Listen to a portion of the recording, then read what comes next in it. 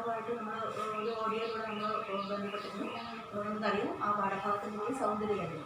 ജനപ്പഴയുടെ ആ പാഠഭാഗം പല കാര്യങ്ങളും നമുക്ക് മനസ്സിലായി കാണുമെന്ന് വിശ്വസിക്കുന്നു. ആ വിശ്വാസത്തോടു കൂടെയാണ് നമ്മൾ രണ്ടാമത്തെ പാഠഭാഗത്തിലേക്ക് കടക്കുന്നത്. നമ്മൾ രണ്ടാമത്തെ പാഠഭാഗം പഠിക്കുന്നത് MP പോളിന്റെ ലേഖനം.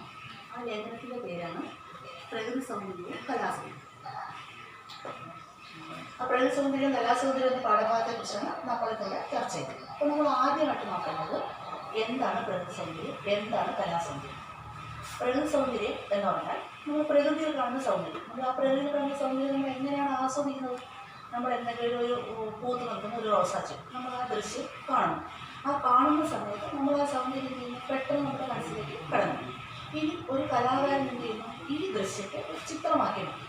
ആ ചിത്രമാക്കി മാറ്റുമ്പോൾ ഈ രണ്ടിൽ നിന്നുള്ള വ്യത്യാസം എന്താണ്? നമ്മൾ പ്രകൃതിയിൽ കാണുന്ന ഒരു സൗന്ദര്യം, ആ പ്രകൃതിയിൽ കാണുന്ന സൗന്ദര്യം നമ്മൾ എന്ത് ചെയ്യുന്നു? കാണുന്നു, ആസ്വദിക്കുമ്പോൾ പെട്ടെന്ന് എന്ത് ചെയ്യും? നമ്മൾ 2-3 ദിവസം കഴിയുമ്പോൾ നമ്മൾ കണ്ട് ആസ്വദിച്ച ആ സൗന്ദര്യം പെട്ടെന്ന് എന്ത് ചെയ്യും? പെട്ടെന്ന് നഷ്ടപ്പെടും അല്ലേ? നഷ്ടപ്പെട്ടു പോകുമ്പോൾ നമ്മൾ ആ കാണുന്ന ആ സൗന്ദര്യം നമ്മൾ അതുപോലെ നമ്മുടെ മനസ്സിൽ നിൽക്കുന്നു. പക്ഷേ എന്ത് ചെയ്യും? പ്രകൃതിയിൽ നിന്ന് ആ സൗന്ദര്യം വേഗം മാറി പോകുന്നു. എന്നാൽ ഇതൊരു കലാകാരൻ തൻ്റെ ഭാവനയിലൂടെ ആവിഷ്കരിച്ചാലോ നമ്മൾ എത്ര കാലം കഴിഞ്ഞാലും ആ ചിത്രം അതേപോലെ നിലനിൽക്കും അല്ലേ? നിലനിൽക്കില്ലേ? ഇതാണ് ഏത് തമ്മിലുള്ള വ്യത്യാസം? പ്രകൃതി സൗന്ദര്യവും കലാസൗന്ദര്യവും തമ്മിലുള്ള വ്യത്യാസം. നമ്മൾ പ്രകൃതിയിൽ കാണുന്ന ദൃശ്യങ്ങൾ എന്ത് ചെയ്യും? നമ്മൾ കാണുന്നു, ആസ്വദിക്കുന്നു, അത് പെട്ടെന്ന് എന്ത് ചെയ്യും? പ്രകൃതിയിൽ നിന്ന് അപ്രത്യക്ഷമാകും. അപ്പോൾ ഒരു റോസാ ചെടിയിൽ പൂ ഇരിക്കുന്നത് ഒരുപാട് കാലം ആ ചെടിയിൽ തന്നെ നിലനിർത്തില്ല. കുറച്ച് നാൾ കഴിയുമ്പോൾ എന്ത് ചെയ്യും? ആ പൂവ് പാടിക്കരില്ല. എന്നാൽ ഒരു കലാകാരൻ ഈ ദൃശ്യം ആവിഷ്കരിച്ചാൽ ഒരിക്കലും ഈ ആവിഷ്കരിച്ച കാര്യം എന്ത് വർഷങ്ങളോളം നിലനിൽക്കും. ഇതാണ് ഏതെന്നുള്ള വ്യത്യാസം? പ്രകൃതി സൗന്ദര്യവും കലാസൗന്ദര്യവും എന്നുള്ള വ്യത്യാസം. അപ്പോൾ പ്രകൃതി സൗന്ദര്യത്തെയും കലാസൗന്ദര്യത്തെയും കുറിച്ച് ഒരു ലേഖനത്തിലൂടെ നിങ്ങളുമായിട്ട് പരിചയപ്പെടുകയാണ് MP പോൾ. അപ്പോൾ നമുക്കിനി ആദ്യം പരിചയപ്പെടേണ്ട ആരാണ്? MP പോളിനെ കുറിച്ചാണ് പരിചയപ്പെടേണ്ടത്. MP പോൾ അദ്ദേഹം ചങ്ങനാശ്ശേരി SP കോളേജിലെയും തൃശ്ശൂർ സെൻറ് തോമസ് കോളേജിലും ഒക്കെ പ്രൊഫസറായിട്ട് വർക്ക് ചെയ്തിരുന്ന ആളാണ്. അതുപോലെ തന്നെ അദ്ദേഹം സാഹിത്യ പ്രവർത്തക സഹകരണ സംഘത്തിൻ്റെ ആദ്യ പ്രസിഡന്റും പുരോഗമന സാഹിത്യ സംഘടനയുടെ സ്ഥാപക അധ്യക്ഷനും സാഹിത്യപ്രവർത്തക സഹകരണ സംഘത്തിൻ്റെ ആദ്യത്തെ പ്രസിഡന്റുമാണ്.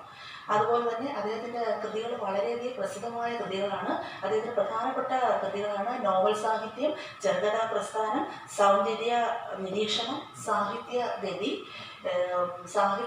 ഗദ്യഗതി, സാഹിത്യ വിചാരം തുടങ്ങിയിട്ടുള്ളവ അദ്ദേഹത്തിൻ്റെ പ്രസിദ്ധമായ കൃതികളാണ്. അപ്പോൾ അദ്ദേഹത്തിൻ്റെ പ്രസിദ്ധമായ കൃതികൾ ഞാനോട് പറയാം.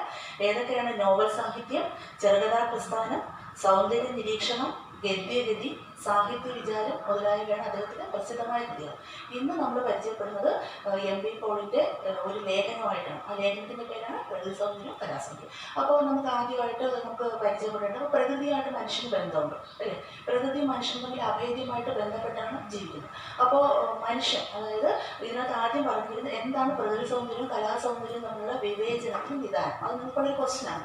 എന്താണ് പ്രകൃതി സൗന്ദര്യവും കലാസൗന്ദര്യവും തമ്മിലുള്ള വിവേചനത്തിന് നിദാനം? അതിൻ്റെ ആൻസർ മനുഷ്യൻ പ്രകൃതിയിൽ നിന്ന് വിഭിന്ന വാക്കിനകത്ത് വ്യത്യസ്തം വിഭിന്നനാണെന്നുള്ള സങ്കല്പമാണ്. ഇത് തമ്മിലുള്ള വ്യത്യാസം. പ്രകൃതി സൗന്ദര്യവും കലാസൗന്ദര്യവും തമ്മിലുള്ള വിവേചനം വേർതിരിവ്. ആ വേർതിരിവിനുള്ള പ്രധാനപ്പെട്ട കാരണം എന്താണ്? മനുഷ്യൻ ആരിൽ നിന്ന് വിഭിന്നനാണ്? പ്രകൃതിയിൽ നിന്ന് വിഭിന്നനാണ് എന്നുള്ള സങ്കല്പമാണ് ആര് തമ്മിൽ? പ്രകൃതി സൗന്ദര്യവും കലാസൗന്ദര്യവും തമ്മിലുള്ള വിവേചനത്തിന് നിദാനം. അപ്പോൾ നമ്മൾ പാഠഭാഗത്തിലേക്ക് കടക്കുകയാണ്. നിങ്ങൾ ടെസ്റ്റ് നോക്കണം. ആ ടെസ്റ്റിൽ പ്രധാനപ്പെട്ട കാര്യങ്ങൾ ഞാൻ പറഞ്ഞുതരും. ആ ടെസ്റ്റ് നിങ്ങൾ നോക്കിക്കൊള്ളാം. ഇത് കുറച്ച് നിങ്ങൾക്ക് മനസ്സിലാക്കിയെടുക്കാൻ അല്പം ബുദ്ധിമുട്ടുള്ള ഒരു പാഠഭാഗമാണ്.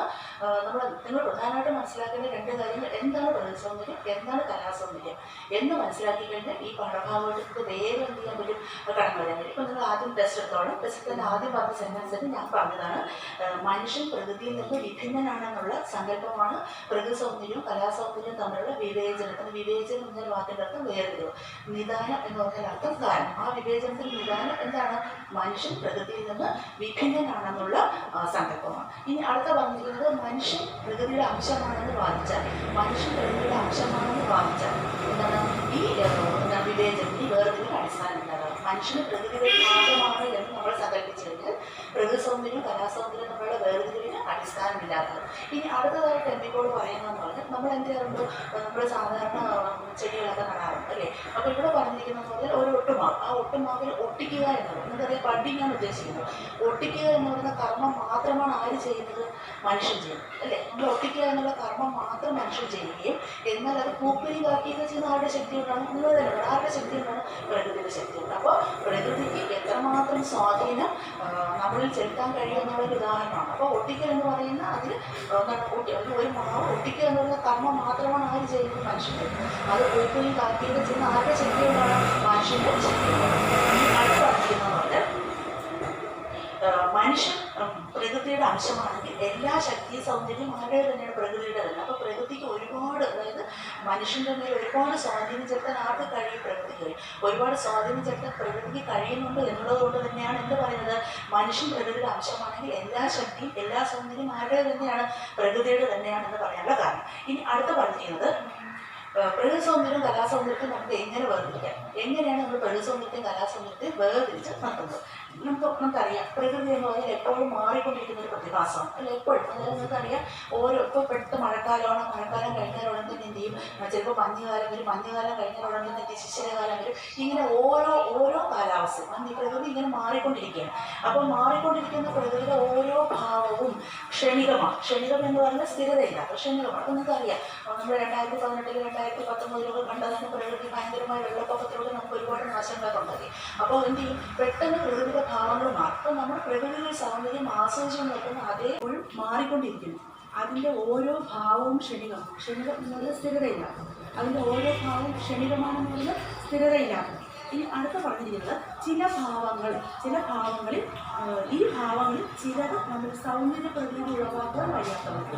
ഞാൻ നേരത്തെ പറഞ്ഞു, ചില ദൃശ്യങ്ങൾ നമ്മൾ കാണുമ്പോൾ ആ ദൃശ്യങ്ങൾ നമ്മൾ എന്ത് ചെയ്യും, സൗന്ദര്യം നടക്കും. അപ്പോൾ നമുക്ക് ആ ഭയങ്കരമായി നമ്മൾ ആ സൗന്ദര്യം ആസ്വദിച്ചുകൊണ്ടിരിക്കുന്ന അതേ അവസരത്തിൽ തന്നെ പ്രകൃതി ആരായി മാറും, ഉഗ്രരൂപിണിയായി മാറും. ഉഗ്രരൂപിണി എന്നത് നമുക്കറിയാം, പെട്ടെന്ന് ഭയാനകമായ രീതിയിൽ കാണുക. ഇത് പ്രകൃതിയുടെ ഒരു സവിശേഷത. ഇനി അടുത്ത പറഞ്ഞിരിക്കുന്ന ഭാഗത്തിൽ നമുക്ക് കിടക്കാം. അപ്പോൾ ശരിക്കും നമ്മൾ എന്ത് ചെയ്യും, അപ്പോൾ അതേസമയം നമ്മൾ പ്രകൃതിയിൽ കാണുന്ന ഒരു ഭയങ്കരമായ ദൃശ്യം എന്ന് പറഞ്ഞാൽ ഒരു ഭയങ്കരമായ വെള്ളപ്പൊക്കം. ആ വെള്ളപ്പൊക്കം നമ്മൾ കാണുന്നു. ആ വെള്ളപ്പൊക്കം കുറച്ച് നാൾ കഴിയുമ്പോൾ 2-3 മാസം കഴിയുമ്പോൾ ആ വെള്ളപ്പൊക്കം പെട്ടെന്ന് അവസാനിക്കും. എന്നാൽ ഒരു കലാകാരൻ ഈ വെള്ളപ്പൊക്കത്തെ ഒരു ചിത്രത്തിലൂടെ ആവിഷ്കരിക്കും. ആ ചിത്രത്തിലൂടെ ആവിഷ്കരിച്ചാൽ എന്ത് സംഭവിക്കും, ആ ആവിഷ്കരിച്ച ആ ഭാവത്തിന് മാറ്റം ഉണ്ടാകും, ഒരിക്കലും ഉണ്ടാകില്ല അല്ലേ. എത്ര വർഷങ്ങൾ കഴിഞ്ഞാലും കലാകാരൻ്റെ ആ ഭാവനയ്ക്ക് യാതൊരു വിധമായ മാറ്റവും ഇല്ല. അതുകൊണ്ടാണ് പറഞ്ഞിരിക്കുന്നത് പ്രകൃതിയുടെ ക്ഷണികതയെ അപേക്ഷിച്ച് കലയുടെ ഭാവം ചിരസ്ഥായിയാണ്, എന്നും നിലനിൽക്കുന്നത്. പ്രകൃതിയുടെ ഭാവങ്ങൾക്ക് ചിലപ്പോൾ എന്ത് സംഭവിക്കും, മാറ്റം സംഭവിക്കും. എന്നാൽ പ്രകൃതിയുടെ ഭാവങ്ങൾക്ക് മാറ്റം സംഭവിച്ചാലും ഒരു കലാകാരൻ അതൊരു ചിത്രമാക്കി മാറ്റിയാൽ തൻ്റെ കലയിലൂടെ ആവിഷ്കരിച്ചാൽ ഒരിക്കലും അതിന് എന്ത് സംഭവിക്കില്ല, മാറ്റം സംഭവിക്കുന്നില്ല. അപ്പോൾ പ്രകൃതിയുടെ ഭാവങ്ങളെ അപേക്ഷിച്ച് കലയുടെ ഭാവം കലാകാരൻ അതിന് കൊടുക്കുന്ന എന്താണ്, ചിരപ്രതിഷ്ഠ. അത് ഒരിക്കലും എന്ത് ചെയ്യുന്നില്ല, കലാകാരൻ്റെ ആ ഭാവനയ്ക്ക് യാതൊരു വിധമായ മാറ്റവും സംഭവിക്കുന്നില്ല. വരച്ചു വെച്ചിരുന്ന ചിത്രങ്ങളുണ്ട്, എത്ര വർഷങ്ങൾ കഴിഞ്ഞാൽ നമുക്ക് എന്ത് ചെയ്യാൻ പറ്റും, ആസ്വദിക്കാൻ കഴിയും. ഇനി അടുത്ത പാരഗ്രാഫിലേക്ക് നമുക്ക് കിടക്കാം. പ്രകൃതിയിൽ കാണുന്ന സൗന്ദര്യം. അപ്പോൾ നമ്മൾ പ്രകൃതിയിൽ കാണുന്ന സൗന്ദര്യം നമ്മൾ അതുപോലെ നമ്മൾ കാണുന്നു, നമ്മളത് ആസ്വദിക്കും. ഒരിക്കലും കലാകാരൻ അങ്ങനെയല്ല. കലാകാരൻ ഈ കാണുന്ന സൗന്ദര്യപരമായിട്ടുള്ള കാര്യങ്ങൾക്ക് ഒരു നൂതന അംശം, ഒരു പുതിയ അംശം അവർ കണ്ടെത്തും. ആ ഭാവം നമുക്ക് നോക്കാം. പ്രകൃതിയിൽ കേവല സൗന്ദര്യം അസുലഭമാണ്. പലപ്പോഴും ഖനിയിൽ നിന്നും കുഴിച്ചെടുക്കുന്ന ലോകം പോലെ പ്രകൃതി സൗന്ദര്യം അസംഗതമായ മറ്റു പലതിനോടും കലർന്ന് സങ്കീർണമായിട്ടാണ് ആവിർഭവിക്കുന്നത്. അപ്പോൾ നമുക്കറിയാം, നമ്മൾ പ്രകൃതിയിൽ നിന്ന് കുഴിച്ചെടുക്കുന്ന സാധനം സ്വർണ്ണം നമുക്ക് ഇതേപോലെയല്ല കിട്ടും. നമ്മൾ എന്ത് ചെയ്യും, അത് കുഴിച്ചെടുക്കുന്ന സമയത്ത് അത് മറ്റു പല ലോകങ്ങളോട് കലർന്ന് ചേർച്ചയാൽ അസംഗതമായിട്ടാണ് കാണുന്നത്. നമ്മളതിനെ എന്ത് ചെയ്യണം, സ്വർണ്ണത്തെ അതിനകത്ത് മറ്റു അരികളൊക്കെ മാറ്റി നമ്മളതിനെ എന്ത് ചെയ്യണം, വേർതിരിച്ചെടുക്കുകയാണ് ചെയ്യുന്നത്. ഇതുപോലെയാണ് പ്രകൃതി സൗന്ദര്യം. എന്നാൽ കലാകാരൻ എന്ത് ചെയ്യുന്നു, കലാകാരൻ്റെ ഭാവനയിൽ കലാകാരൻ കാണുന്നത് എന്ത് മാത്രമാണ്, സൗന്ദര്യമാണ്. അപ്പോൾ ഇതിനകത്തൊരു ഉദാഹരണം താഴെ പറഞ്ഞു. അപ്പോൾ നമ്മൾ എന്ത് ചെയ്യും, നമ്മളൊരു ചിത്രം, ഒരു മനോഹരമായ നദിയുടെ ദൃശ്യം കാണും. മനോഹരമായ നദിയുടെ ദൃശ്യം കാണുമ്പോൾ നമുക്ക് അതിനകത്തുണ്ടാകുന്ന എന്ത് മാത്രമാണ്, സൗന്ദര്യം മാത്രമാണ് നമ്മൾ ആസ്വദിക്കുന്നത്. മനോഹരമായ എന്തെങ്കിലും പുഴ ഒഴുകുന്നുണ്ട്, ചിലപ്പോൾ എന്ത് ചെയ്യാം, ഫലവൃക്ഷങ്ങളൊക്കെ കാണും, കുട്ടികളൊക്കെ വരുമ്പോൾ അവിടെ നിന്ന് ചൂണ്ടയിൽ പോകുന്നത് ഇരിക്കുന്ന കുളിക്കുന്ന കുട്ടികളെ കാണാം, ചൂണ്ടയിട്ടുകൊണ്ടിരിക്കുന്ന മനുഷ്യരെ കാണാം. അപ്പോൾ നമുക്ക് എന്തെങ്കിലും നമുക്ക് കലാകാരൻ വരച്ചു വയ്ക്കുന്ന ആ നദിയുടെ ദൃശ്യത്തിൽ നമ്മൾ കാണുന്നത് എന്തുമാത്രമാണ് സൗന്ദര്യമാണ്, നമ്മൾ വേറൊന്നും ഇവിടെ കാണുന്നത്. എന്നാൽ നമ്മൾ ആ നദീതീരത്തിലേക്ക്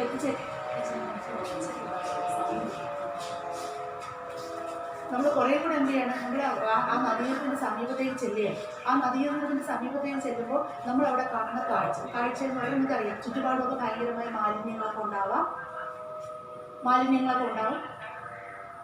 അപ്പോൾ എന്ത് ചെയ്യാം, നമുക്ക് അവിടെ ചെല്ലുമ്പോൾ തന്നെ നമ്മുടെ മനസ്സിന് ഭയങ്കരമായിട്ടുള്ള എന്താണ് മനസ്സിന് വളരെയധികം വേദനിപ്പിക്കുന്ന ചില കാഴ്ചകളൊക്കെ നമ്മളവിടെ കാണും അല്ലേ.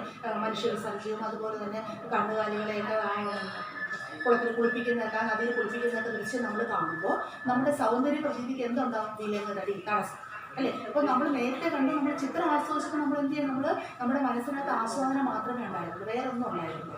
ആ ചിത്രത്തിലൂടെ നമ്മൾ കണ്ടത് എന്താണ്, സൗന്ദര്യം മാത്രം. നിങ്ങൾക്ക് മനസ്സിലായല്ലോ. അപ്പോൾ ആ ഒഴുകിക്കൊണ്ടിരിക്കുന്ന പുഴയെ ഒരു കലാകാരൻ ചിത്രത്തിലൂടെ ആവിഷ്കരിച്ചപ്പോൾ നമ്മൾ അതിൽ ദർശിച്ചത് എന്തുമാത്രമാണ്, സൗന്ദര്യം മാത്രം, നമ്മൾ വേറെ ഒന്നും ദർശിച്ചില്ല. എന്നാൽ നമ്മൾ ആ നദിയുടെ സമീപത്തെ എത്തിച്ചേർന്ന് നമ്മൾ ആ സൗന്ദര്യം ആസ്വദിച്ചാൽ നമ്മുടെ ആസ്വാദന ശേഷിക്ക് എന്താണ് വിലങ്ങുതടിയായി പലരും കടന്നു, വിലങ്ങുതടി തടസ്സമായിട്ട് പലതും കടന്നു വരും.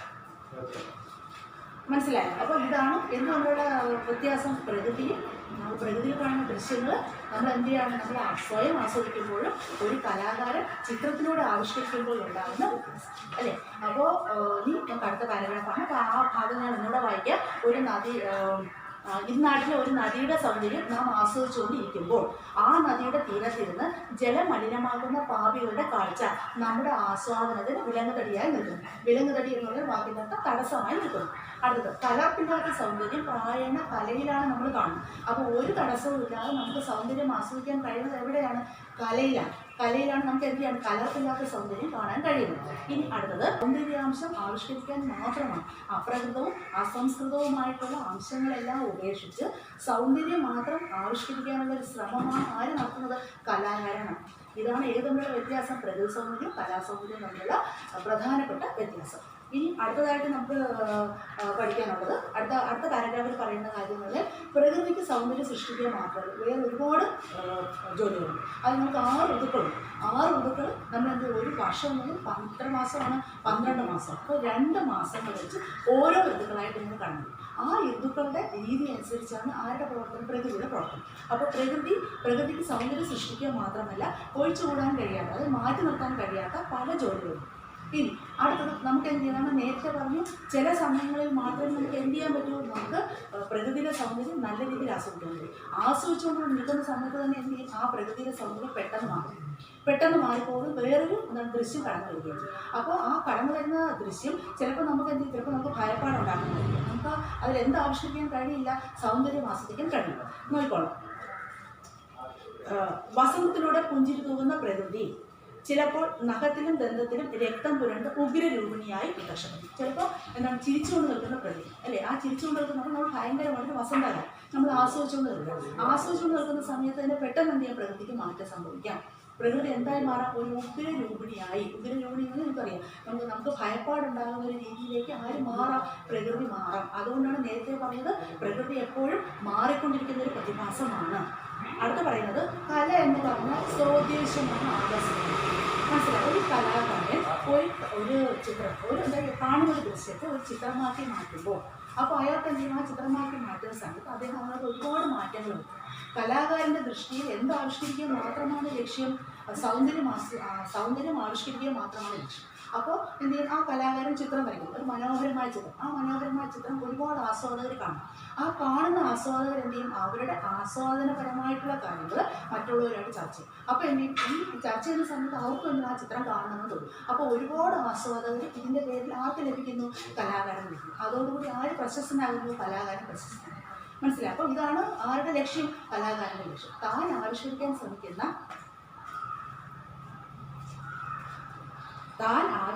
ശ്രമിക്കുന്ന ദൃശ്യത്തെ കലാകാരൻ എന്ത് ചെയ്യുന്നു, സൂക്ഷ്മമായിട്ട് നോക്കിക്കണ്ടതിന് ശേഷം അതിനകത്ത് എന്ത് വരുത്തുന്നു, സൗന്ദര്യത്തിൻ്റെ അംശം കലർത്തി വളരെ മനോഹരമായ രീതിയിൽ നമ്മുടെ മുമ്പിലേക്ക് എത്തിക്കുകയാണ് ആരുടെ ലക്ഷ്യം,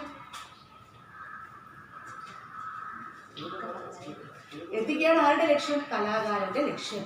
അപ്പോൾ ഇതിൽ നമുക്ക് എന്താണ് മനസ്സിലാക്കാൻ കഴിയുന്നത്? പ്രകൃതിയിൽ കാണുന്ന ദൃശ്യങ്ങളെ ആര് കാണും? കലാകാരൻ കാണും. കണ്ടതിന് ശേഷം അദ്ദേഹം എന്ത് ചെയ്യുന്നു? തൻ്റെ മനസ്സിലുള്ള സൗന്ദര്യാംശം കൂട്ടി യോജിപ്പിച്ചുകൊണ്ട് അതിനെ എത്രത്തോളം മനോഹരമാക്കാൻ കഴിയുമോ അത്രത്തോളം മനോഹരമാക്കി നമ്മുടെ മുമ്പിൽ ആവിഷ്കരിക്കുകയാണ് ആരുടെ ലക്ഷ്യം? കലാകാരൻ്റെ ലക്ഷ്യം. ഇനി അടുത്ത് നോക്കണം. കല സ്വദേശമാണ്, ആകസ്മികമല്ല. ഏതൊരു അനുഭൂതിയിൽ നിന്ന് അത് ജന്മമെടുക്കുന്നുവോ ആ അനുഭൂതിയിൽ സമഗ്രമായി ശേഖരിച്ച് ഉചിതമായ രൂപത്തിൽ ആവിഷ്കരിച്ച് ആസ്വാദകർക്ക് പകർന്നു കൊടുക്കുകയാണ് ഏതിൻ്റെ ലക്ഷ്യം? കലയുടെ ലക്ഷ്യം. അപ്പോൾ ഞാൻ ഒന്നുകൂടെ പറയാം, കലാകാരൻ എന്ത് ചെയ്യുന്നു? കാണുന്ന ദൃശ്യങ്ങളെ നല്ല രീതിയിൽ എന്ത് ആ കാണുന്ന ദൃശ്യത്തെ എത്രമാത്രം മനോഹരമാക്കാമോ അത്രമാത്രം മനോഹരമായ രീതിയിലാണ് നമ്മുടെ മുമ്പിലേക്ക് അവതരിപ്പിക്കുന്നത്. ആ അവതരിപ്പിക്കുമ്പോൾ നമ്മൾ ആ കലയിൽ കാണുന്നത് എന്തുമാത്രമാണ്? സൗന്ദര്യം മാത്രം. അപ്പോൾ ആ സൗന്ദര്യം മാത്രം ആസ്വദിക്കുക എന്നുള്ള ഒരു കഴിവ് നമ്മളിലേക്ക് എത്തിക്കുന്നത് ആരാണ്? കലാകാരൻ. അതാണ് കലാകാരൻ്റെയും കലയുടെയും ലക്ഷ്യം. അപ്പോൾ എന്താണ്? അപ്പോൾ അവിടെ ഒരു ക്വസ്റ്റ്യൻ ചോദിക്കാം. എന്താണ് ചോദിക്കാൻ കഴിയുന്ന ക്വസ്റ്റ്യൻ? അതായത് കലാകാരൻ്റെ ലക്ഷ്യം എന്താണ്? ആ കലാകാരൻ്റെ ലക്ഷ്യത്തിലൂടെ ആസ്വാദകർ എന്താണ് എത്തിച്ചേരുന്ന തലം എന്താണ്? ഇങ്ങനെയുള്ള ക്വസ്റ്റ്യൻസ് ചോദിക്കും. ഇനി അടുത്ത പറഞ്ഞിരിക്കുന്നത് പ്രകൃതി അപ്പോൾ ഇനി അടുത്ത പറഞ്ഞിരിക്കുന്നത് പ്രധാനപ്പെട്ട പോയിന്റാണ് പ്രകൃതി സൗന്ദര്യത്തിൻ്റെ ആസ്വാദനം. അപ്പോൾ ഞാൻ ആസ്വദിക്കുന്ന പോലെ ആയിരിക്കും നിങ്ങൾ ആസ്വദിക്കും. അപ്പോൾ എൻ്റെ ആസ്വാദനശേഷി നിങ്ങളുടെ ആസ്വാദനശേഷി ഞാൻ സ്വകീയം എന്ന് പറഞ്ഞ വാക്കിനകത്ത് സ്വന്തം. അപ്പോൾ നമ്മുടെ ഓരോരുത്തരുടെയും ആസ്വാദനശേഷി നമ്മുടെ സ്വന്തം. അപ്പോൾ നമ്മളത് എങ്ങനെ ആസ്വദിക്കും? അപ്പോൾ നിങ്ങൾക്കറിയാം, നമ്മൾ സാധാരണ എന്ത് ചെയ്യാം? നമ്മൾ പ്രകൃതി സൗന്ദര്യമൊക്കെ ആസ്വദിച്ച ശേഷം നമ്മൾ പഠിച്ച സൗന്ദര്യലേഖനം അതിൻ്റെ ഒരു ഉദാഹരണം. അപ്പോൾ ചങ്ങമ്പുഴ കൃഷ്ണപിള്ളയുടെ ചങ്ങമ്പുഴ കൃഷ്ണപിള്ളയുടെ എന്താണ് ആസ്വാദന ശേഷിയാണ് നമ്മൾ ഏതിൽ കണ്ടത്? സൗന്ദര്യലേഖനം. അതുപോലെ നമ്മൾ ആ ദൃശ്യം കാണുമ്പോൾ നമ്മൾ എങ്ങനെ ആസ്വദിക്കുന്നു, നമ്മൾ എങ്ങനെ ആസ്വദിക്കുന്നു എന്നുള്ളത് നമുക്ക് സ്വന്തമാണ്. അപ്പോൾ പ്രകൃതിയിലുള്ള ദൃശ്യങ്ങൾ നമ്മൾ എങ്ങനെ ആസ്വദിക്കുന്നു എന്നുള്ളത് നമ്മുടെ ഓരോരുത്തരുടെയും സ്വന്തമായിട്ടാണ്. അപ്പോൾ സ്വകീയം എന്നതൊരു വാക്കിൻ്റെ അർത്ഥം സ്വന്തം. ഇനി നമ്മൾ അത് ആസ്വദിക്കുന്നു, ആ ആസ്വാദന ശേഷി അവിടെ തന്നെ അവസാനിക്കും. നമ്മൾ കാണുന്നു, ആ കാണുന്ന കാര്യങ്ങൾ അവിടെ തന്നെ നമ്മൾ എന്ത് ചെയ്യണം? അവസാനിപ്പിക്കുകയാണ് ചെയ്യും. അപ്പോൾ നമ്മൾ കാണുന്ന കാര്യങ്ങൾ അവിടെ തന്നെ നമ്മൾ അവസാനിപ്പിക്കും. ഇനി അടുത്തത് പറയുന്നത് കലാസൗന്ദര്യം എന്ന് പറഞ്ഞാൽ അങ്ങനെ കലാകാരൻ കാണുന്ന ഈ ദൃശ്യം അദ്ദേഹം എന്ത് ചെയ്യുന്നു? അത് മനോഹരമായി ഒരു ചിത്രമാക്കി മാറ്റും. അപ്പോൾ ചിത്രമാക്കി മാറ്റി കഴിയുമ്പോൾ അത് ഒരുപാട് പേര് കാണും. ആ ഒരുപാട് പേര് കാണുന്നു. ആ കാണുന്ന ആസ്വാദകർ ആ കലയെക്കുറിച്ച് എന്ത് ചെയ്യാറുണ്ട്? പല അഭിപ്രായങ്ങളുണ്ടാകും. അപ്പോൾ കല എന്ന് പറഞ്ഞാൽ എന്താണ്? പരസ്യപ്പെടുത്തുക. ഒരു പ്രധാനപ്പെട്ട പോയിന്റാണ്. വരച്ചിട്ടുള്ള കലാസൗന്ദര്യത്തിൻ്റെ ആസ്വാദന ശേഷി നമുക്ക് ഓരോരുത്തർക്ക് സ്വകീയമാണ്, സ്വന്തം. എന്നാൽ കലാകാരൻ ആ കാണുന്ന സൗന്ദര്യത്തെ എന്ത് ചെയ്യാണ്?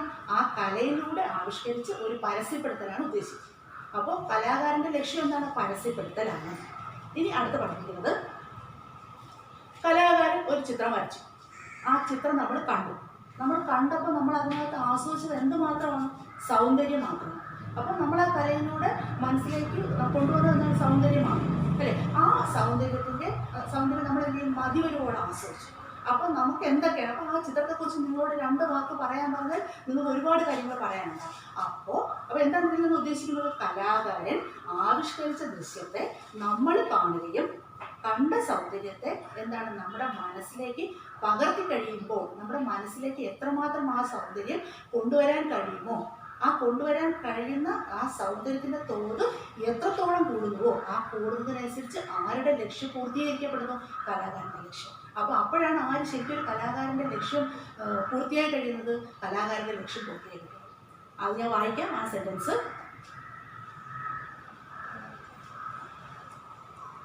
കലാകാരൻ്റെ അനുഭൂതി കലാമാർഗമായി മാറി തത്തുല്യമായ അനുഭൂതി ആസ്വാദകന്റെ അന്തരംഗത്തിലും, അന്തരംഗം എന്ന് പറഞ്ഞാൽ മനസ്സിൽ ഉളവാക്കും.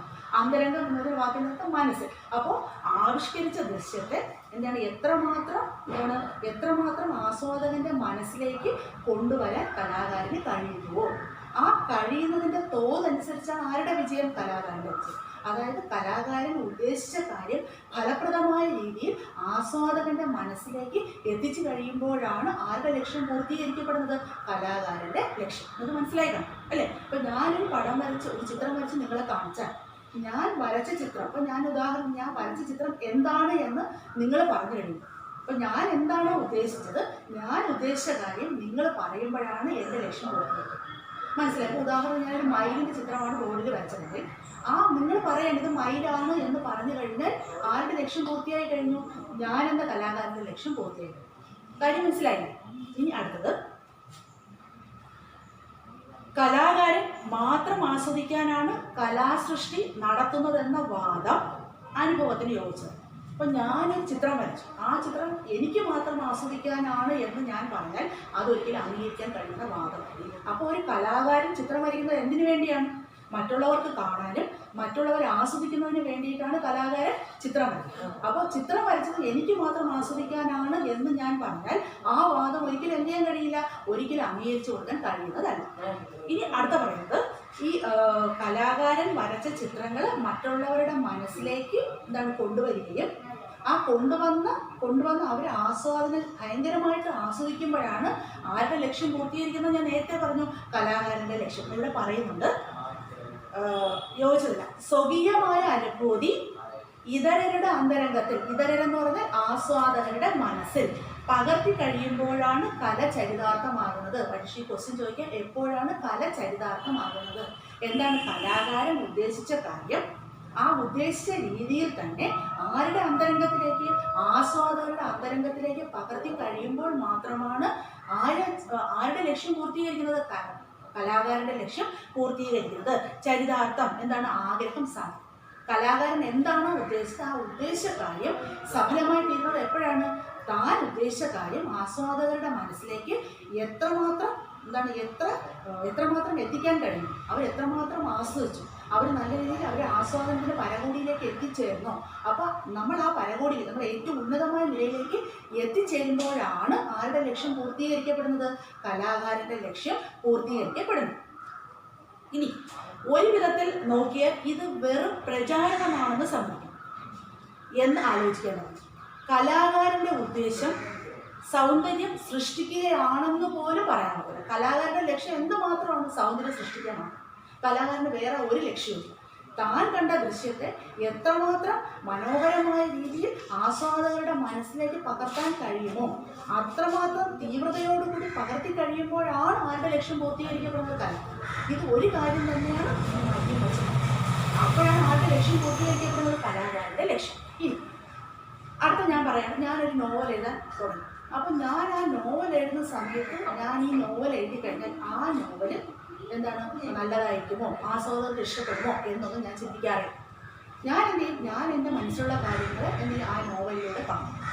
ആ നോവൽ എത്രമാത്രം, അതായത് എൻ്റെ മനസ്സിലുള്ള എല്ലാ ആശയങ്ങളെയും ഉൾപ്പെടുത്തി ഞാൻ ആ നോവൽ പോകും.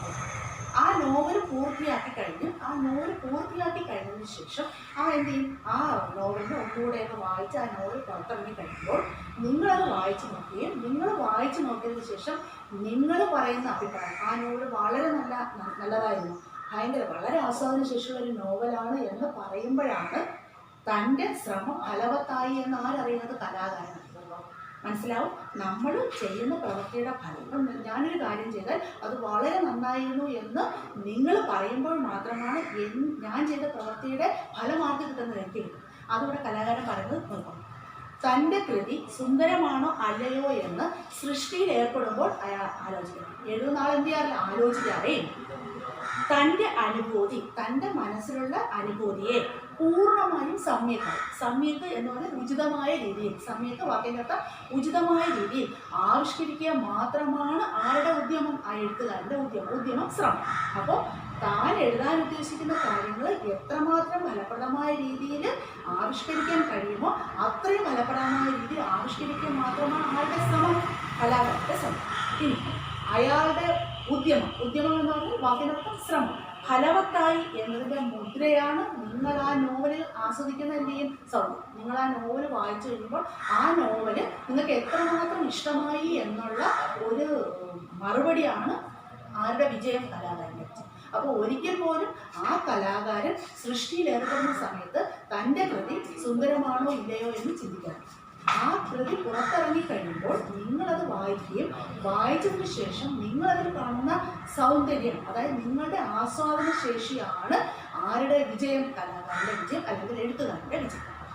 മനസ്സിലായോ? അപ്പോൾ ഇതാണ് ഏതും തമ്മിൽ വേർതിരിക്കുന്നത്. പ്രകൃതി സൗന്ദര്യത്തെയും കലാസൗന്ദര്യത്തെയും വേർതിരിക്കുന്നത്. പാഠഭാഗം നന്നായിട്ട് വായിച്ചു നോക്കണം.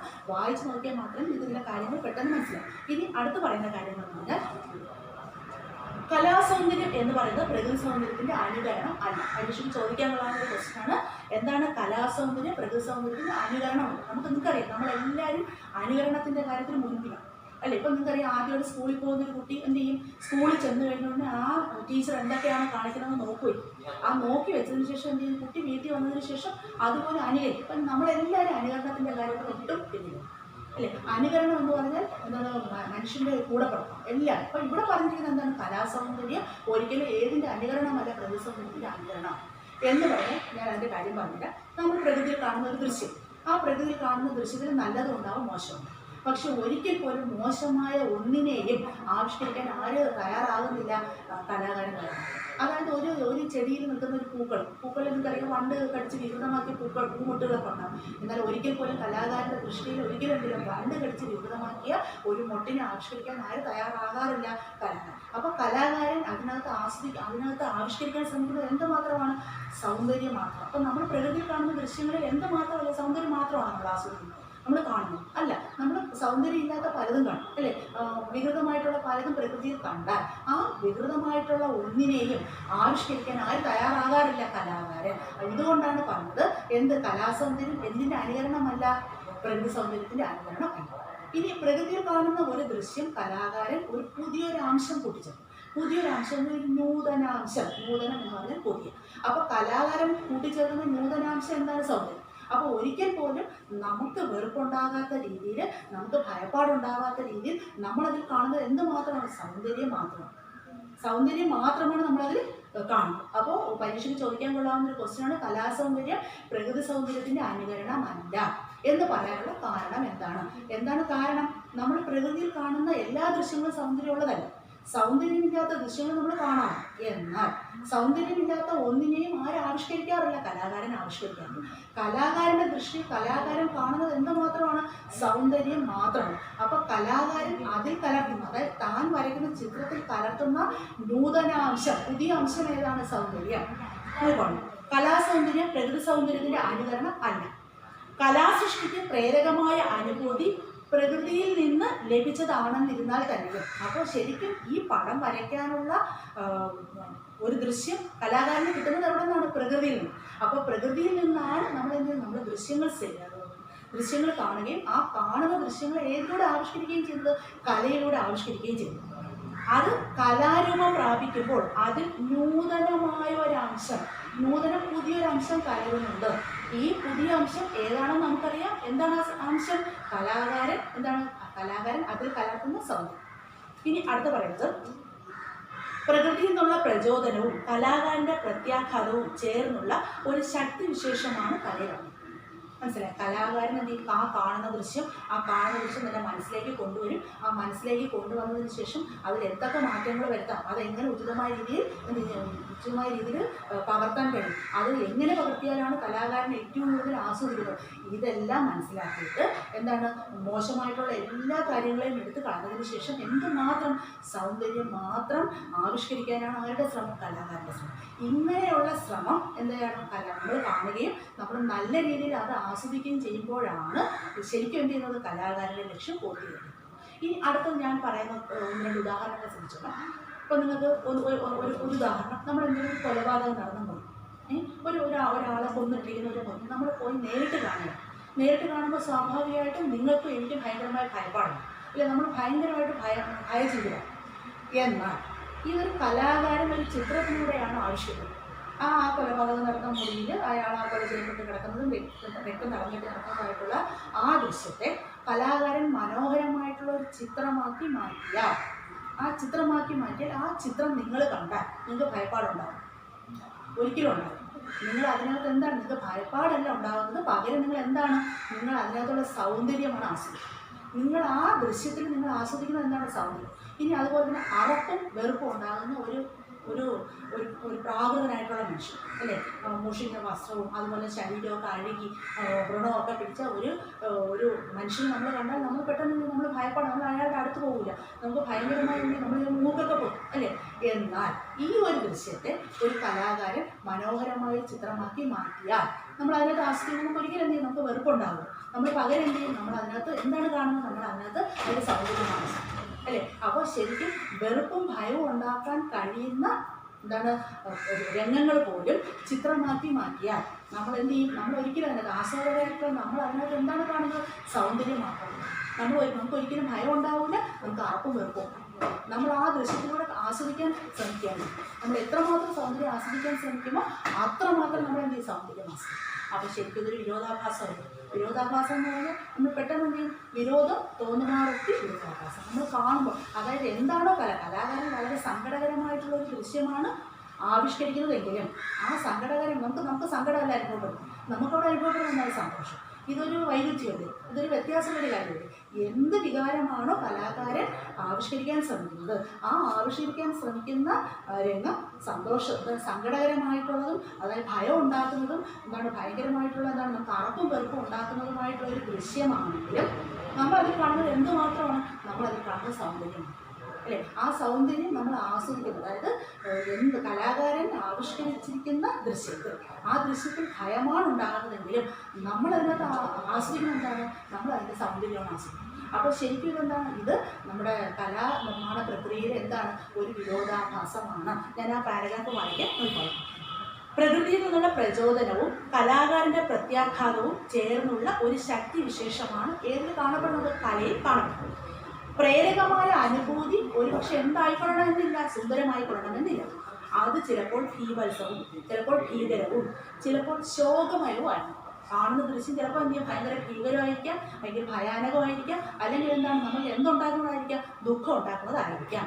എന്നാലും അതിൻ്റെ കലാരൂപമായ ആവിഷ്കരണം തീർച്ചയായിട്ടും എന്തായിരിക്കും, ഭയങ്കര സൗന്ദര്യമായിരിക്കും നമ്മളുണ്ടാകും. അപ്പോൾ നമ്മളിലുണ്ടാകുന്ന എന്തുമാത്രമായിരിക്കും, സൗന്ദര്യം മാത്രമാണ്.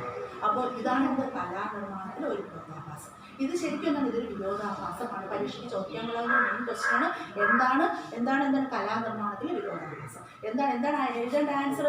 കലാകാരൻ ആവിഷ്കരിക്കുന്ന ദൃശ്യം ഒരുപക്ഷെ നമുക്ക് എന്ത് ചെയ്യാം, ബീഭത്സമായിരിക്കും, ചിലപ്പോൾ ശോകമായിരിക്കും, ആയിരിക്കും ശോകമയമായിട്ടുള്ള രംഗമായിരിക്കും ആവിഷ്കരിക്കുന്നത്, കലാകാരൻ ആവിഷ്കരിക്കും. ആ ആവിഷ്കരിക്കുന്ന ആ ദൃശ്യത്തിൽ നമ്മൾ കാണപ്പെടുന്നത് എന്തുമാത്രമാണ്, നമ്മൾ കാണുന്നത് സൗന്ദര്യമാണ്. ആ സൗന്ദര്യം മാത്രം കാണുന്നതാണ് ഏതിലെ കലാനിർമ്മാണത്തിൽ. ഇത്രയുമാണ് ഇത് പഠിക്കാനുള്ള പാഠഭാഗം. ഈ ലേഖനത്തിൽ ഉൾപ്പെടുത്തിയിരിക്കുന്നത് എഴുതിയപ്പോൾ ഇതിനകത്തുള്ള പ്രധാനപ്പെട്ട കാര്യങ്ങൾ ഞാൻ നമ്മളോട് പറയാം. എന്താണ് പ്രകൃതി സൗന്ദര്യം, എന്താണ് കലാസൗന്ദര്യം, പ്രകൃതി സൗന്ദര്യം കലാസൗന്ദര്യം തമ്മിലുള്ള വിവേചനത്തിന് നിദാനം എന്താണ്.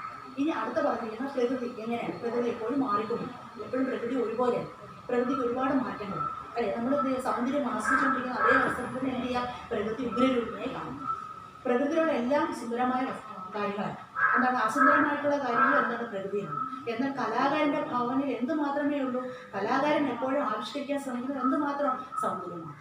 കലാകാരൻ്റെ ലക്ഷ്യം അതായത് താൻ ആവിഷ്കരിക്കുന്ന ദൃശ്യങ്ങൾ എന്താണ് പൂർണ്ണമായും നമ്മൾ ആസ്വദിക്കുകയും നമ്മൾ എന്ത് ചെയ്യും, അതിനകത്ത് സൗന്ദര്യം മാത്രം കണ്ടെത്തുകയും ചെയ്യുമ്പോഴാണ് ആര് വിജയിക്കുന്നത്, കലാകാരൻ വിജയിക്കുന്നത്. ഇനി അടുത്ത് പറയുന്നത് കലാകാരൻ്റെ ലക്ഷ്യം എന്താണ്, പ്രചരണം അല്ലെങ്കിൽ കലയാണ്. കലാകാരൻ്റെ ഉദ്ദേശം എന്താണ്, താൻ ആവിഷ്കരിക്കുന്ന ദൃശ്യങ്ങൾ എത്രമാത്രം കലാകാരൻ്റെ ആസ്വാദകരുടെ മനസ്സിലേക്ക് എത്തിച്ചേരുന്നു. ആസ്വാദകരുടെ മനസ്സിലേക്ക് എത്തിച്ചേരുമ്പോൾ മാത്രമാണ്, അതായത് താൻ ഉദ്ദേശിച്ച കാര്യം അതേ രീതിയിൽ ആസ്വാദകൻ്റെ മനസ്സിലേക്ക് എത്തപ്പെടുമ്പോഴാണ് ആര് വിജയിക്കുന്നത്, കലാകാരൻ. ഇനി അടുത്തത് കലാകാരൻ എന്താണ് ആവിഷ്കരിക്കാൻ ഉദ്ദേശിക്കുന്ന ദൃശ്യം ചിലപ്പോൾ ബീഭത്സമാണ്, ചിലപ്പോൾ എന്ത് ചെയ്യാം, ഭയാനകമാണ്. ഇങ്ങനെ ആയിരുന്നാലും നമ്മൾ എന്ത് ചെയ്യും, നമ്മൾ അതിൽ ദൃശ്യക്കുന്നത് എന്തുമാത്രമാണ്, സൗന്ദര്യം മാത്രം. ഇതാണ് എന്ത്, കലാനിർമ്മാണത്തിലെ വിരോധാഭാസം എന്നതാണ്. ഇനി അടുത്ത പറഞ്ഞിരിക്കുന്നത് നമ്മളൊരു നദിയുടെ ദൃശ്യം ആസ്വദിക്കും. ആ നദിയുടെ ദൃശ്യം ആസ്വദിക്കുന്ന ആ സമയത്ത് നമുക്ക് എന്ത് ചെയ്യാം, നമ്മുടെ ആസ്വാദനത്തിന് അതായത് കലാകാരൻ വരയ്ക്കുന്ന ചിത്രത്തിൽ നമുക്ക് യാതൊരു തടസ്സവും ഇല്ലാതെ ആ സൗന്ദര്യം ആസ്വദിക്കും. നമ്മൾ അതിൽ കാണുന്നത് എന്തുമാത്രമാണ്, സൗന്ദര്യം മാത്രം, വേറെ ഒന്നും നമ്മൾ കാണുന്നില്ല. നമ്മൾ കാണുന്ന കാര്യം എന്തുമാത്രമാണ്, അതിനകത്തുള്ള 100% സൗന്ദര്യം മാത്രം നമ്മൾ ആസ്വദിക്കണം. നമുക്ക് ചിലപ്പോൾ നമ്മൾ എന്ത് ചെയ്യും, നമ്മൾ വായും തുറന്ന് ആ ചിത്രത്തിന് മുമ്പിൽ മണിക്കൂറുകളോളം നിന്നേ നമ്മൾ അതിൽ ആസ്വദിക്കുന്നത് എന്തുമാത്രമാണ്, സൗന്ദര്യം മാത്രം. ആ സൗന്ദര്യം മാത്രം ആസ്വദിച്ചുകൊണ്ടിരിക്കുന്നത് നമ്മൾ എന്ത് ചെയ്യും, അത് നമ്മൾ നേരിട്ട് കണ്ടാൽ ഒരുപക്ഷെ നമുക്ക് എന്ത് ചെയ്യും, നമ്മുടെ ആസ്വാദനത്തിന് വിലങ്ങുതടിയായിട്ടുള്ള ഒരുപാട് കാരണങ്ങൾ അവിടെ നമ്മൾ കണ്ടു, ഒരുപാട് കാര്യങ്ങൾ നമ്മൾ അവിടെ കണ്ടു അല്ലേ. അപ്പോൾ ഇതെന്ത് ചെയ്യും, നമ്മൾ ചിത്രകാരൻ വരയ്ക്കുന്ന ചിത്രം കാണുന്ന നമ്മൾ അതിനകത്ത് എന്ത് സൗന്ദര്യം മാത്രം ആസ്വദിക്കുകയും, എന്നാൽ നമ്മൾ നേരിട്ട് ആ സ്ഥലം സന്ദർശിക്കുന്ന സമയത്ത് നമ്മുടെ ആസ്വാദനത്തിന് വിലങ്ങുതടിയായിട്ടുള്ള ഒരുപാട് സംഭവങ്ങൾ നമ്മൾ എവിടെ കാണുകയും ചെയ്യുന്നു, ആ പരിസര പ്രദേശത്ത് കാണുകയും ചെയ്യും. അപ്പോൾ ഇതൊക്കെ തന്നെയാണ് ഏത് തമ്മിലുള്ള വ്യത്യാസം, പ്രകൃതി സൗന്ദര്യവും കലാസൗന്ദര്യവും തമ്മിലുള്ള വ്യത്യാസം. ഇനി താഴെ കുറേ ക്വസ്റ്റ്യൻസ് കൊടുത്തിട്ടുണ്ട്. കലാസൗന്ദര്യം പ്രകൃതി സൗന്ദര്യത്തിൻ്റെ അനുകരണമല്ല. ഈ നിരീക്ഷണം സമർത്ഥിക്കുന്നതിന് എന്തെല്ലാം വാദഗതികളാണ് ലേഖകൻ ഉന്നയിക്കുന്നത്? നിങ്ങളുടെ കണ്ടെത്തലുകൾ കുറിക്കുക. നമ്മൾ ഈ പാഠഭാഗം നിങ്ങൾ നല്ല രീതിയിൽ വായിച്ചു കഴിഞ്ഞാൽ ഉറപ്പായിട്ട് നിങ്ങൾക്ക് എന്ത് ചെയ്യാൻ പറ്റും, ഈ ചോദ്യങ്ങൾക്കുള്ള ഉത്തരം തയ്യാറാക്കാൻ കഴിയും. ഇനി അടുത്തത്, പ്രകൃതി സൗന്ദര്യത്തിൻ്റെ അനുഭൂതി ഓരോരുത്തരും സ്വകീയമാണ്. സ്വാഭിപ്രായ സമ്മതം നമുക്കറിയാം. സ്വകീയമാണെന്ന് സ്വന്തം. അപ്പോൾ നമ്മൾ ഈ പ്രകൃതിയിൽ കാണുന്ന സൗന്ദര്യത്തിൻ്റെ ദൃശ്യങ്ങളെല്ലാം തന്നെ നമ്മൾ ഓരോരുത്തരും ആസ്വദിക്കുന്ന ഓരോ രീതിയിൽ. അപ്പോൾ ഞാൻ നിങ്ങളുടെ ആസ്വാദനമൊക്കെ എഴുതാൻ പറഞ്ഞാൽ നിങ്ങൾ ഓരോരുത്തരും എഴുതുന്ന ആസ്വാദനമൊക്കെ വ്യത്യസ്തമായിരിക്കും. കാരണം എന്താണ്, ഞാൻ ആസ്വദിക്കുന്നത് പോലെയല്ല നിങ്ങൾ ആസ്വദിക്കും. അപ്പം നിങ്ങൾ എങ്ങനെയാണ് ഈ പ്രകൃതി സൗന്ദര്യം എന്ന് പറയുന്നത്, ഈ പ്രകൃതി സൗന്ദര്യം കലാസൗന്ദര്യം എന്ന് പറയുന്ന പാഠഭാഗം വായിച്ചു കഴിഞ്ഞപ്പോൾ നിങ്ങൾ എങ്ങനെ ആസ്വദിച്ചു, അപ്പോൾ നിങ്ങളുടെ ആ ആസ്വാദന ശേഷി എപ്രകാരമാണ് നിങ്ങൾ കണ്ടെത്തിയത്, ഈ പാഠഭാഗം നന്നായിട്ട് വായിച്ചു നോക്കിക്കഴിഞ്ഞാൽ അതിൻ്റെ ഉത്തരം എഴുതാൻ കഴിയും. ഇനി അടുത്തത്, പ്രകൃതിയുടെ സൗന്ദര്യം പ്രകൃതി സൗന്ദര്യം, ചിത്രത്തിൻ്റെ വൃത്തി ചിത്രവൃത്തി, സൗന്ദര്യത്തിൻ്റെ ആവിഷ്കാരം സൗന്ദര്യാവിഷ്കാരം. അപ്പം നിങ്ങൾക്കിതിൽ കുറേ കാര്യങ്ങൾ ഉൾപ്പെടുത്തി പറയാം.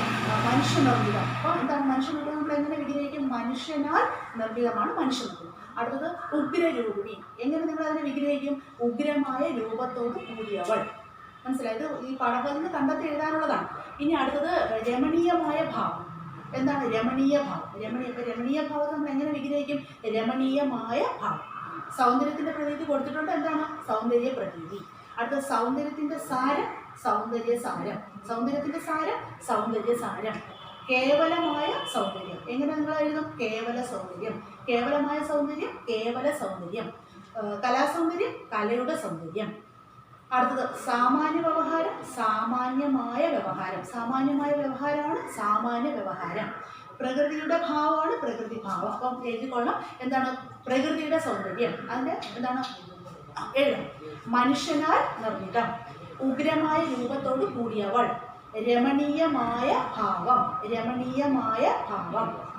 സൗന്ദര്യത്തിൻ്റെ പ്രതീതി, സൗന്ദര്യത്തിൻ്റെ സാരം, കേവലമായ സൗന്ദര്യം, കലയുടെ സൗന്ദര്യം, സാമാന്യമായ വ്യവഹാരം, പ്രകൃതിയുടെ ഭാവം. അപ്പോൾ നിങ്ങൾ ടെസ്റ്റ് വായിക്കുമ്പോൾ ആ ടെസ്റ്റിനകത്ത് ഇതെല്ലാം ഉണ്ട്. നിങ്ങൾ എന്ത് ചെയ്യണം, കണ്ടെത്തി എഴുതി താഴെ ഒരു ചാർട്ടായിട്ട് വരച്ചിട്ട് എഴുതണം. ഇത്തരം പദങ്ങൾ ചേർത്ത് എഴുതുന്നത് കൊണ്ട് വാക്യങ്ങൾക്ക് കൈവരുന്ന മേന്മകൾ എന്തെല്ലാം, പാഠഭാഗത്തു നിന്ന് കൂടുതൽ ഉദാഹരണങ്ങൾ കണ്ടെത്തി എഴുതും. ഇനി അടുത്ത പറഞ്ഞിരിക്കുന്ന ഒരു ക്വസ്റ്റ്യൻ എന്ന് പറഞ്ഞാൽ, പ്രകൃതി സൗന്ദര്യം ആവിഷ്കരിക്കുന്ന ചിത്രങ്ങൾ കവിതകൾ എന്നിവ ശേഖരിച്ച് ക്ലാസ്സിൽ അവതരിപ്പിക്കും. അതുപോലെ തന്നെ എന്ത് ചെയ്യണം, എന്താണ് പ്രകൃതി, നിങ്ങൾക്ക് എന്ത് ചെയ്യാം, ഒരു കാണുന്ന ഒരു ദൃശ്യത്തെ മനോഹരമായ ചിത്രമാക്കി വരയ്ക്കും. ആ ചിത്രമാക്കി വരയ്ക്കുമ്പോൾ ആ ചിത്രത്തിലുണ്ടായ മേന്മകൾ എന്തൊക്കെയാണ് എന്ന് ചെയ്യാം, നിങ്ങൾക്ക് ഗ്രൂപ്പിൽ ചർച്ച ചെയ്യും എന്തൊക്കെയാണ്. അപ്പോൾ നിങ്ങൾ കാണുന്ന ദൃശ്യത്തിൽ നിങ്ങൾ ഒരു ചിത്രം വരച്ചതിന് ശേഷം നിങ്ങൾ ക്ലാസ്സിലെ കുട്ടികളോട് ചോദിക്കും എന്താണ് നിങ്ങൾക്ക് ഇതിനെക്കുറിച്ചുള്ള അഭിപ്രായം. അപ്പോൾ എന്ത് ചെയ്യും, ആ കുട്ടികൾ ഓരോരുത്തരും എന്ത് ചെയ്യും, കുറിപ്പ് തയ്യാറാക്കും. ആ കുറിപ്പ് തയ്യാറാക്കുന്നതിൻ്റെ അടിസ്ഥാനത്തിൽ എന്ത് ചെയ്യാം, ഈ ചിത്രങ്ങൾ നിങ്ങൾക്ക് വിലയിരുത്തും. അപ്പോൾ ആ ചിത്രം എത്രമാത്രം നന്നായി, ഓരോരുത്തർ എന്തൊക്കെ കണ്ടെത്തലുകളാണ് നടത്തിയത്, ഇങ്ങനെയൊക്കെ കണ്ടെത്തുമ്പോൾ എന്ത് ചെയ്യും, ആ ചിത്രത്തെക്കുറിച്ച് പൂർണ്ണമായിട്ടുള്ള ഒരു അഭിപ്രായം നമുക്ക് ലഭിക്കും. അപ്പോൾ ഇത്രയും കാര്യങ്ങളാണ് എന്താണ് പ്രകൃതി സൗന്ദര്യവും കലാസൗന്ദര്യവും എന്ന് പറയുന്ന പാഠഭാഗത്തെക്കുറിച്ച് പറയാനുള്ളത്. ഈ പാഠഭാഗം നന്നായിട്ട് വായിച്ചു നോക്കണം. വായിച്ചു നോക്കുമ്പോൾ നിങ്ങൾക്ക് എന്ത് ചെയ്യും, നിങ്ങൾക്ക് അതിനകത്ത് താഴെ കുറച്ച് അർത്ഥമൊക്കെ കൊടുക്കുന്നുണ്ട്. ആഭ്യന്തരം, നാശമില്ലാത്ത, അസംഗതം, ചേർച്ചയില്ലാത്ത, ദൃഷ്ടവ്യം, ദർശിക്കത്തക്കത്, സമ്യക്ക്, ശരിയായത്, ഉചിതമായി, ഇങ്ങനെ കുറേ വാക്കുകളുടെ അർത്ഥമൊക്കെ കൊടുത്തിട്ടുണ്ട്. അല്ലാത്ത കുറേ വാക്കിൻ്റെ അർത്ഥമൊക്കെ ഞാൻ പറഞ്ഞിട്ടുണ്ട്. പ്രത്യാഘാതം എന്ന് പറഞ്ഞാൽ വാക്കിൻ്റെ അർത്ഥം തിരിച്ചടി, ഭീപരസം എന്ന് പറഞ്ഞാൽ വാക്കിൻ്റെ അർത്ഥം ഭീകരം, ചിരസ്ഥായി എന്ന് പറഞ്ഞാൽ വാക്കിൻ്റെ അർത്ഥം സ്ഥിരമായി, ചിരസ്ഥായി എന്ന് പറഞ്ഞാൽ വാക്കിൻ്റെ അർത്ഥം സ്ഥിരമായി.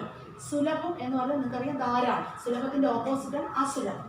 ഇനി അടുത്ത നിങ്ങൾക്ക് ദൃഷ്ടവ്യം എന്ന് പറഞ്ഞാൽ വാക്കിൻ്റെ അർത്ഥം അവിടെ കൊടുത്തിട്ടുണ്ട് ദർശിക്കത്തക്ക. സ്വകീയം എന്ന് പറഞ്ഞാൽ വാക്കിൻ്റെ അർത്ഥം സ്വന്തം, സ്വകീയം വാക്കിൻ്റെ അർത്ഥം സ്വന്തം. ഇനി അടുത്തത് അന്തരംഗം, വാക്കിൻ്റെ അർത്ഥം എന്താണ് മനസ്സ്. ചരിതാർത്ഥമാവുക എന്ന് പറഞ്ഞാൽ ആഗ്രഹം സഫലമാവുക. ചരിതാർത്ഥം എന്ന് പറഞ്ഞാൽ വാക്കിൻ്റെ അർത്ഥം ആഗ്രഹം സഫലമാവുക. അപ്പോൾ എപ്പോഴാണ് കലാകാരൻ്റെ കല ചരിതാർത്ഥമാകുന്നത്? കലാകാരൻ വരച്ച കല അയാളുടെ ആഗ്രഹം സഫലമായി കഴിയുമ്പോഴാണ് കല ചരിതാർത്ഥമാകുന്നത്. സമ്യക്ക് എന്ന് പറഞ്ഞാൽ ശരിയായ, ഉചിതമായ. ഉദ്യമം എന്ന് പറഞ്ഞാൽ വാക്കിൻ്റെ അർത്ഥം എന്താണ്? ഉദ്യമം, ശ്രമം. ഇനി അടുത്ത വാക്കിൻ്റെ അർത്ഥം ഉദ്യമം, ശ്രമം. ഇനി അടുത്ത ഇവിടെ വിഭിന്നം എന്ന് പറഞ്ഞാൽ വാക്കിൻ്റെ അർത്ഥം വ്യത്യസ്തം. വിഭിന്നം, വ്യത്യസ്തം. വിവേചനം എന്ന് പറഞ്ഞാൽ വേർതിരിവ്. രമണീയം എന്നതിൽ വാക്കിൻ്റെ അർത്ഥം നമുക്കറിയാം, മനോഹരം. ഇനി സാമാന്യ വ്യവഹാരം എന്നത് നമ്മൾ സാധാരണ രീതിയിൽ പറയുന്നതിനാണ് എന്ത് പറയുന്നത്? സാമാന്യ വ്യവഹാരം. ക്ഷണികം എന്ന് പറഞ്ഞ വാക്കിൻ്റെ അർത്ഥം എന്താണ്? സ്ഥിരതയില്ലാത്ത. പ്രകൃതി എന്താണ്? പ്രകൃതിയുടെ ഭാവങ്ങൾ ഒരിക്കലും എന്തല്ല? ക്ഷണികമല്ല. ക്ഷണികമല്ല എന്ന് പറഞ്ഞ വാക്കിൻ്റെ അർത്ഥം സ്ഥിരമല്ല. അതങ്ങനെ പ്രകൃതിയുടെ ഭാവങ്ങൾ ഇങ്ങനെ മാറിക്കൊണ്ടിരിക്കുകയാണ്. അതുപോലെ തന്നെ പര്യാപ്തം എന്ന് പറഞ്ഞാൽ മതിയായ രീതിയിൽ, ഉചിതമായ രീതിയിൽ എന്നൊക്കെ അർത്ഥമുണ്ട്. അപ്പോൾ ഇത്രയാണ് ഈ പാഠഭാഗത്തെക്കുറിച്ച് പ്രധാനമായിട്ട് പറയാനുള്ളത്. ഈ പാഠഭാഗം നല്ല രീതിയിൽ വായിച്ചു നോക്കണം. നിങ്ങൾക്ക് അല്പം ആലോചിച്ചെടുക്കാനുള്ള ഒരു ചെറിയൊരു ബുദ്ധിമുട്ടുള്ള ഒരു പാഠഭാഗമാണ്. എന്നാലും വേറെയുള്ള ബുദ്ധിമുട്ടുകളൊന്നുമില്ല. പ്രകൃതി സൗന്ദര്യം എന്ന് പറഞ്ഞാൽ നമ്മൾ എന്താണ്? പ്രകൃതിയിൽ കാണുന്ന സൗന്ദര്യമാണ് പ്രകൃതി സൗന്ദര്യം. ആ കാണുന്ന സൗന്ദര്യത്തെ കലാകാരൻ ഒരു ചിത്രത്തിലൂടെ വരയ്ക്കുന്നതാണ് എന്ത്? കലാസൗന്ദര്യം. പ്രകൃതിയിൽ നമ്മൾ കാണുന്ന എല്ലാ ദൃശ്യങ്ങളും സൗന്ദര്യമുള്ളതല്ല. എന്നാൽ കലാകാരൻ എന്തുമാത്രമാണ് ആവിഷ്കരിക്കാൻ ശ്രമിക്കുന്ന സൗന്ദര്യം. അപ്പോൾ കലാകാരൻ ആവിഷ്കരിക്കാൻ ശ്രമിച്ച സൗന്ദര്യത്തെ നമ്മൾ ആ ഉദ്ദേശ രീതിയിൽ തന്നെ നമ്മൾ ഉൾക്കൊള്ളുമ്പോഴാണ് ആരുടെ ശ്രമം ഫലവത്താകുന്നത്? കലാകാരൻ്റെ ശ്രമം ഫലമാകും. ഇനി അതുപോലെ തന്നെ എന്ത് ചെയ്യും? കലയ്ക്കൊരിക്കലും നാശം ഉണ്ടാകും. പ്രകൃതിയിലെ ദൃശ്യങ്ങൾ എന്ത് ചെയ്യാൻ? നശിച്ചു പോകും. പക്ഷേ കലയ്ക്കൊരിക്കലും എന്ത് ചെയ്യാൻ? നാശം. ഇതാണ് കല എന്ത് ചെയ്യുന്നത്? കല ചിരസ്ഥായിയായി മാറും. കലയ്ക്ക് ചിരപ്രതിഷ്ഠ കിട്ടും. ഒരിക്കലും എന്ത് ചെയ്യാം? പ്രകൃതിയിലെ ദൃശ്യങ്ങൾ നമ്മൾ കാണുമ്പോൾ ആ കാണുന്ന ദൃശ്യങ്ങൾ ചിലപ്പോൾ എന്ത് ചെയ്യാം? നശിക്കും. പക്ഷെ ആ കാണുന്ന ദൃശ്യങ്ങളെ ഒരു കലാകാരൻ ഒരു ചിത്രത്തിലൂടെ ആവിഷ്കരിച്ചു കഴിഞ്ഞാൽ ഒരിക്കലും എന്ത് സംഭവിക്കുന്നില്ല? അതിന് ഒരിക്കലും ഒരു മാറ്റം സംഭവിക്കും, അല്ലേ? ഒരിക്കലും നമ്മുടെ ആസ്വാദനത്തിന് വിലങ്ങുതടിയാവാതെ നമ്മുടെ ആസ്വാദന ശേഷി മുന്നോട്ട് കൊണ്ടുപോകാൻ കഴിയുന്നത് എന്താണ്? ചിത്രത്തിൽ. അടുത്ത പറയുന്ന കാര്യം എന്ന് പറഞ്ഞാൽ പ്രകൃതി എപ്പോഴും മാറിക്കൊണ്ടിരിക്കുന്നതാണ്. അതായത് വസന്തത്തിലൂടെ പുഞ്ചിരിക്കുന്ന പ്രകൃതി ചിലപ്പോൾ നമ്മുടെ മുമ്പിൽ എങ്ങനെ കാണപ്പെടാം? ഉഗ്രരൂപിണിയായി കാണും. ഇതൊക്കെ ആരുടെ പ്രത്യേകതകളാണ്? പ്രകൃതിയുടെ പ്രത്യേകതയാണ്. ഇനി അതുപോലെ തന്നെ പ്രകൃതി ഒക്കെ അടുത്തൊരു ക്വസ്റ്റ്യൻ പറഞ്ഞ് കലാകാരൻ ഒരിക്കലും പ്രകൃതിയിൽ കാണുന്ന കാര്യങ്ങൾ അനുകരിക്കുകയല്ല ചെയ്യും. കാരണം പ്രകൃതിയിൽ കാണുന്ന കാര്യങ്ങൾ അതുപോലെ എന്താണ് വരച്ചു വയ്ക്കുകയല്ല ചെയ്യുന്നത്. അതിനകത്ത് എന്ത് കലർത്തുന്നുണ്ട്? ഒരു നൂതനാംശം. ആ നൂതനാംശമാണ് എന്ത്? സൗന്ദര്യം. ഇനി അടുത്ത പറയുന്നത് കലാകാരൻ എപ്പോഴും എന്താണ്? ഈവത്സവും ശോകമയവുമായിട്ടുള്ള രംഗങ്ങൾ ചിത്രീകരിക്കും. എന്നാൽ ആ ദൃശ്യങ്ങൾ കാണുമ്പോൾ നമുക്ക് ഭയമോ സങ്കടമോ ഉണ്ടാകാറ്. നമ്മൾ ആ ഭയത്തിനും സങ്കടത്തിനും പകരം നമ്മൾ അതിനകത്ത് എന്താണ് കാണുന്നത്? സൗന്ദര്യമാണ് കാണുന്നത്. ഇതാണ് എന്ത്? കലാനിർമ്മാണത്തിലെ വിരോധാഭാസം. അപ്പോൾ ഇത് നന്നായിട്ട് ഈ പാഠഭാഗം വായിച്ചു നോക്കുക. ഒരു 1-2 ആവർത്തി 2-3 ആവർത്തിയൊക്കെ നിങ്ങൾക്ക് ഈ പാഠഭാഗം വായിച്ചു കഴിയുമ്പോൾ ഏകദേശം നമുക്ക് കാര്യങ്ങളൊക്കെ മനസ്സിലാവും. എന്തെങ്കിലും ഡൗട്ടൊക്കെ ഉണ്ടെങ്കിൽ നിങ്ങൾ എഴുതി വെക്കണം. നമുക്ക് ആ ഡൗട്ടൊക്കെ ക്ലിയർ ചെയ്യാൻ പറ്റും. അതുപോലെ തന്നെ താഴെ കൊടുത്തിരിക്കുന്ന ക്വസ്റ്റ്യൻസും ഈ പാഠഭാഗത്തിൻ്റെ ഒരു ആശയം ആദ്യം എഴുതണം. താഴെ കൊടുത്തിരിക്കുന്ന ക്വസ്റ്റ്യൻസൊക്കെ നിങ്ങൾ സ്വന്തമായിട്ട് ആൻസർ ചെയ്യാൻ ശ്രമിക്കണം. നല്ല രീതിയിൽ ഈ പാഠഭാഗം 2-3 ആവർത്തി ഈ പാഠഭാഗം നന്നായിട്ട് വായിച്ചു നോക്കണം. അപ്പോൾ ഉറപ്പായിട്ട് നമുക്ക് ഈ പാഠഭാഗത്തെക്കുറിച്ച് നല്ലൊരു ഐഡിയ കിട്ടും. നമുക്ക് ഇനി അടുത്തൊരു പാഠഭാഗമായിട്ട് വീണ്ടും നമുക്ക് കാണാം.